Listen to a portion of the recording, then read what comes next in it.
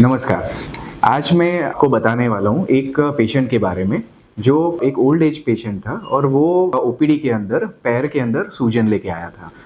पैरों में जो सूजन था उसका, वो 1 हफ्ते के अंदर काफ़ी बढ़ गया था।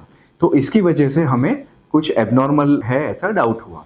हमने आगे उसका स्कैन करवाया, तो पैरों का जो स्कैन कराया उसके अंदर हमें पता चला कि गाँठ काफ़ी बड़ी है और उसके अलावा जो पैर की जो मेन नसें होती है उसके आजू-बाजू है। दूसरे स्कैन से पता चला कि फेफड़े में, लीवर में, पेट में कहीं पे स्प्रेड नहीं है। उसके बायोप्सी किया गया, बायोप्सी के अंदर उसको कैंसर आया और कैंसर के लिए हमने आगे सर्जरी का प्लान किया। सर्जरी के अंदर हमने एज अ टीम बनाई। मेरे अलावा एक ऑर्थोपेडिक सर्जन और एक वास्कुलर सर्जन को साथ में रख के हमने सर्जरी का प्लान किया। सर्जरी के दौरान जो गांठ थी, वो गांठ जो मेन नस रहती है जिसको सियाटिक नर्व बोलते हैं, उसके दोनों ब्रांचेस के आजू बाजू थी। पहले वो गांठ को वो दोनों नस से हमने सेपरेट किया। उसके बाद में जो मेन रक्त वाहिनी रहती है, पॉप्लिटियल वेसल, उसके आजू बाजू भी वो इन्वॉल्व थी। वेन को बांध दिया गया और आर्टरी को हमने काट के उसको पूरी गांठ को निकाला गया।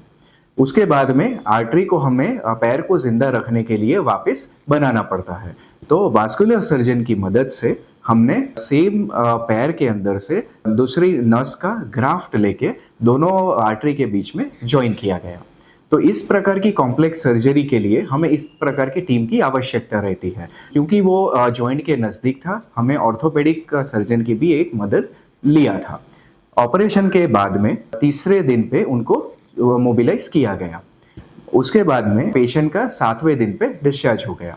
ऑपरेशन के बाद का पीरियड अनइवेंटफुल था और ऑपरेशन के बाद बायोप्सी रिपोर्ट आया। बायोप्सी के रिपोर्ट के हिसाब से हमने आगे की ट्रीटमेंट का प्लान किया। पेशेंट को रेडिएशन और कीमोथेरापी दोनों दिया गया।